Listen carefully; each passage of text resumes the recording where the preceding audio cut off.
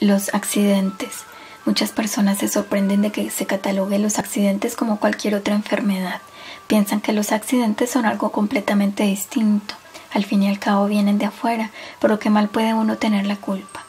Esta argumentación denota la confusión de nuestro pensamiento en general y en qué medida nuestra manera de pensar y nuestras teorías se amoldan a nuestros deseos inconscientes. A todos nos resulta extraordinariamente desagradable asumir la plena responsabilidad de nuestra existencia y de todo lo que nos ocurre. Constantemente buscamos la manera de proyectar la culpa hacia el exterior y nos irrita que se nos desenmascaren estas proyecciones. La mayoría de los esfuerzos científicos están dirigidos a consolidar y legalizar con teorías estas proyecciones. Humanamente hablando, ello es perfectamente comprensible, pero dado que este libro ha sido escrito para personas que buscan la verdad y que saben que este objetivo solo puede alcanzarse por la vía de la sinceridad con uno mismo, no podemos pasar por alto cobardemente un tema como el de los accidentes. Tenemos que comprender que siempre hay algo que aparentemente nos viene de afuera y que nosotros siempre podemos interpretar como causa. Ahora bien, esta interpretación causal no es sino una posibilidad de ver las cosas y en este libro nos hemos propuesto sustituir o en su caso completar esta visión habitual. Cuando nos miramos al espejo, nuestro reflejo aparentemente también nos mira desde afuera y no obstante no es la causa de nuestro aspecto. En el resfriado son miasmas que nos vienen de afuera y en ellos vemos la causa. En el accidente de circulación es el automovilista borracho que nos ha arrebatado la preferencia de paso, la causa del accidente. En el plano funcional siempre hay una explicación, pero ello no nos impide interpretar lo sucedido con una óptica trascendente. La ley de la resonancia determina que nosotros nunca podemos entrar en contacto con algo con lo que no tenemos nada que ver. Las relaciones funcionales son el medio material necesario para que se produzca una manifestación en el plano corporal. Para pintar un cuadro necesitamos un lienzo y colores, pero ellos no son la causa del cuadro, sino únicamente los medios materiales con ayuda de los cuales el pintor plasma su cuadro interior. Sería una tontería refutar el mensaje del cuadro con el argumento de que el color, el lienzo y los pinceles son sus causas verdaderas. Nosotros no buscamos los accidentes del mismo modo que no buscamos las enfermedades y nada nos hace desistir de utilizar cualquier cosa como causa. Sin embargo, de todo lo que nos pasa en la vida, los responsables somos nosotros. No hay excepciones, por lo que vale más dejar de buscarlas. Cuando una persona sufre, sufre solo a sus propias manos, lo cual no presupone que no sea grande el sufrimiento. Cada cual es agente y paciente en una sola persona. Mientras el ser humano no descubre en sí a ambos, no estará sano. Por la intensidad con que las personas denostan el agente externo, podemos ver en qué medida se desconocen. Les falta esa visión que permite ver la unidad de las cosas. La idea de que los accidentes son provocados inconscientemente no es nueva. Freud, en su psicopatología de la vida diaria, además de fallos como defectos de pronunciación, olvidos, extravío de objetos, etc., cita también los accidentes como fruto de un propósito inconsciente.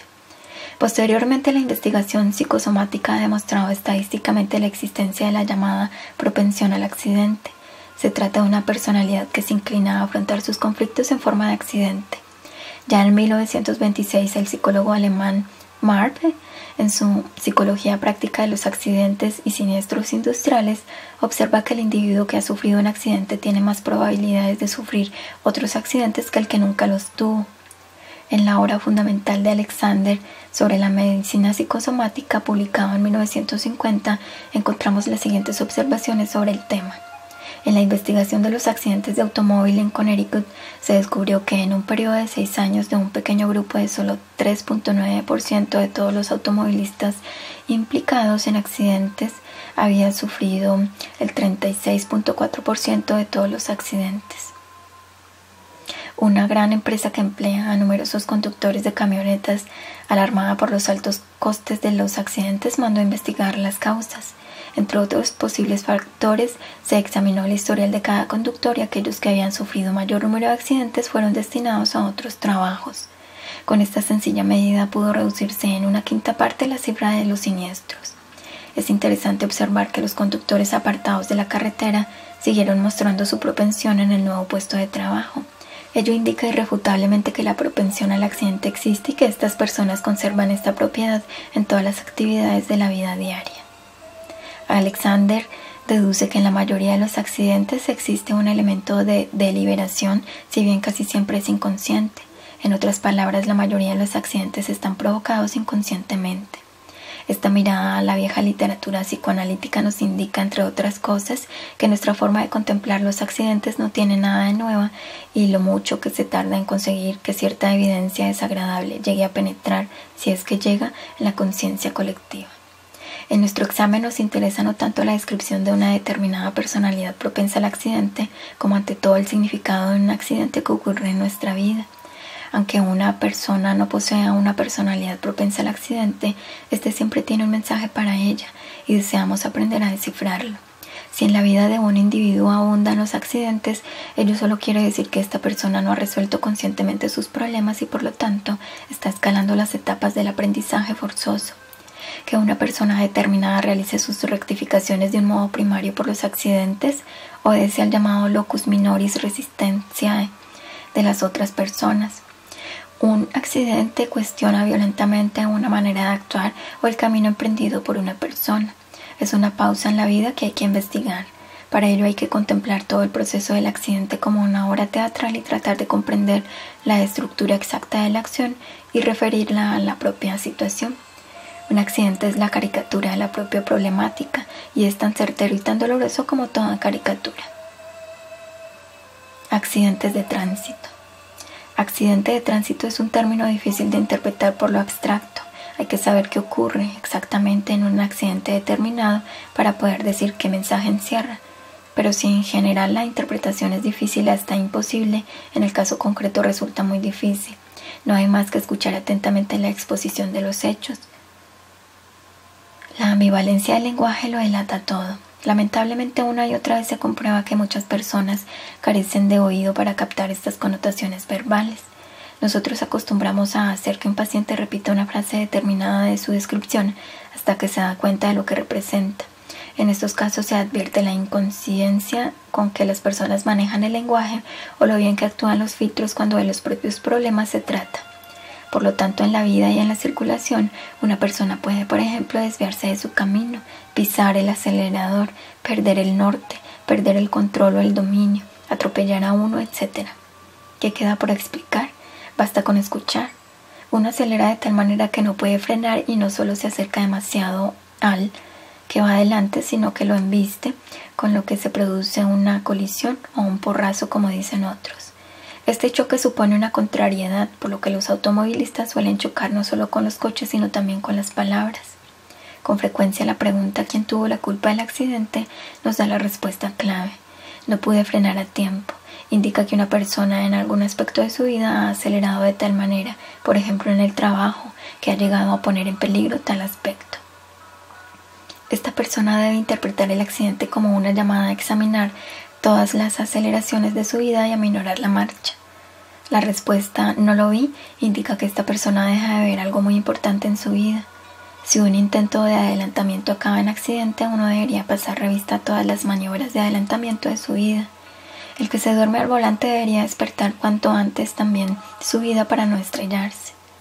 El que se queda tirado de noche en la carretera debe examinar atentamente cuáles son las cosas de la zona nocturna del alma que pueden impedirle el avance. Este corta a alguien, el otro sobrepasa la raya o se salta el bordillo, otro más se queda atascado en el barro.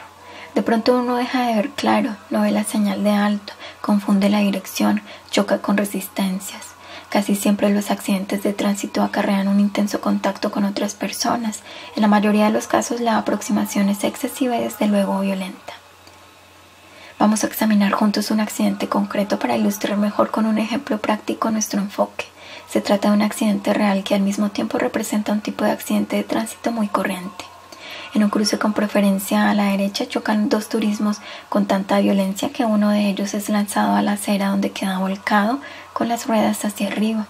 En el interior han quedado atrapadas varias personas que gritan pidiendo auxilio. La radio del coche funciona a todo volumen.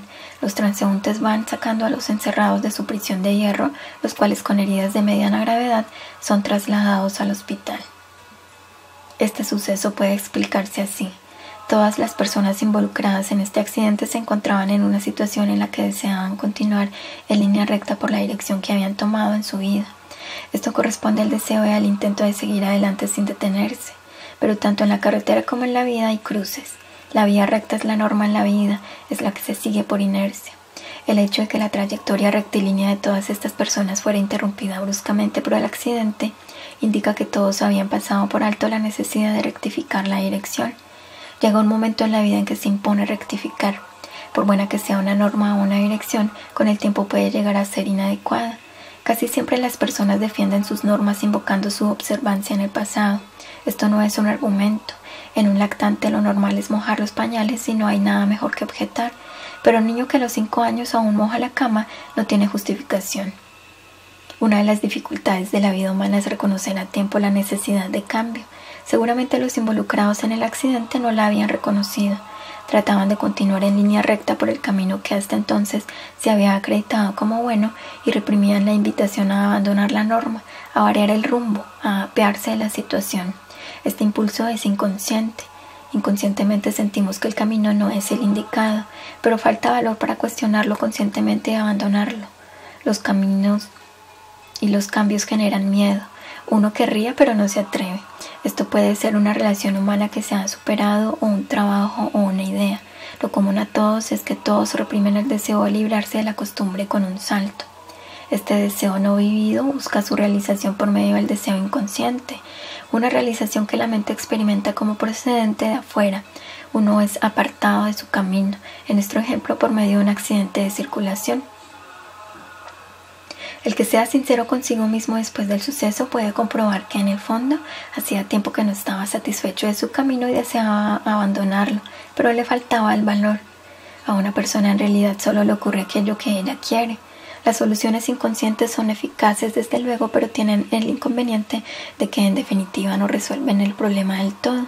Ello se debe sencillamente a que a fin de cuentas un problema solo puede resolverse con una decisión deliberada, mientras que la solución inconsciente representa siempre solo una realización material. La realización puede dar un impulso, puede informar, pero no resolver totalmente el problema. Así, en nuestro ejemplo, el accidente provoca la liberación del camino habitual, pero impone una nueva y aún mayor falta de libertad, el encierro en el coche. Esta situación nueva e insospechada es resultado de la inconsciencia del proceso, pero también puede interpretarse como un aviso de que el abandono de la vía vieja puede llevar no a la ansiada libertad, sino a una falta de libertad aún mayor. Los gritos de socorro de los heridos y encerrados casi estaban ahogados por la estrepitosa música de la radio del coche. Para el que en todo ve un símbolo, este detalle es expresión del intento de desviarse del conflicto por medios externos. La música de la radio ahoga la voz interior que pide socorro y que la conciencia desea oír. Pero el pensamiento se desentiende y este conflicto y el deseo de libertad del alma quedan encerrados en el inconsciente. No pueden liberarse por sí mismos, sino que tienen que esperar a que los hechos externos los liberen. El accidente es aquí el hecho externo que abrió a los problemas inconscientes un canal para que se articularan. Los gritos de socorro del alma se hicieron audibles. El individuo aprendió a ser sincero. Los accidentes en el hogar y en el trabajo. Análogamente a los accidentes de tránsito, la diversidad de posibilidades y su simbolismo en los demás accidentes en casa y en el trabajo es casi ilimitada, por lo que cada caso debe examinarse con atención. En las quemaduras encontramos un rico simbolismo. Muchas frases hechas utilizan la quemadura y el fuego como símbolo de procesos psíquicos. Quemarse los labios, quemarse las manos, agarrar un hierro candente, jugar con fuego, poner las manos en el fuego por otra persona. El fuego es aquí sinónimo de peligro, por lo tanto las quemaduras indican que uno no supo ver o medir el peligro oportunamente. Tal vez uno no acierte a ver lo candente que es en realidad un tema determinado. Las quemaduras nos hacen comprender que estamos jugando con el peligro. Además, el fuego tiene una clara relación con el tema del amor y la sexualidad. Se dice el amor que es ardiente. Uno se inflama de amor, un enamorado es fogoso. El simbolismo sexual del fuego es pues evidente. Las quemaduras afectan primeramente la piel, es decir, la envoltura o frontera del individuo. Esta violación de la frontera significa siempre el cuestionamiento del yo. Con el yo nos aislamos y el aislamiento impide el amor. Para poder amar tenemos que abrir la frontera del yo, tenemos que inflamarnos con la brasa del amor, derribar obstáculos. Al que se resista al fuego interior, quizá un fuego exterior le queme la frontera de la piel dejándolo abierto y vulnerable. Un simbolismo parecido encontramos en casi todas las heridas que desde luego empiezan por perforar la frontera exterior de la piel. Por ello se habla también de heridas psíquicas y se dice que uno se siente herido por una determinada palabra. Pero uno puede herir no solo a los demás, sino también lacerarse la propia carne. También el simbolismo de la caída y el tropezón es fácil de descifrar. Los hay que dan un resbalón en el parque o que rueden escaleras abajo. Si el resultado es conmoción cerebral, el pensamiento del individuo queda afectado. Todo intento de incorporarse en la cama produce dolor de cabeza, por lo que uno vuelve a echarse enseguida. Por consiguiente, se arrebata a la cabeza del pensamiento el predominio que tuviera hasta el momento, y el paciente experimenta en su propio cuerpo que el pensar duele. Fracturas. Los huesos se rompen casi sin excepción en circunstancias de hiperdinamismo, automóvil, moto, deportes, por intervención de un factor mecánico externo. La fractura impone inmediatamente la inmovilización, reposo, escayola. Toda fractura provoca una interrupción del movimiento y la actividad y exige descanso. De esta pasividad forzosa debería surgir una reorientación. La fractura indica claramente que se ha olvidado el imperativo de la finalidad de una evolución, por lo que el cuerpo tiene que romper con lo viejo para permitir la irrupción de lo nuevo. La fractura rompe con el camino anterior que estaba caracterizado por la hiperactividad y el movimiento. El individuo exagera el movimiento y la sobrecarga o hiperactividad se acumula hasta que el punto más débil cede.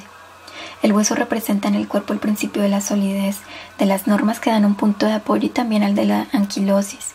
El hueso anquilosado es frágil, no puede cumplir su función. Algo parecido ocurre con las normas.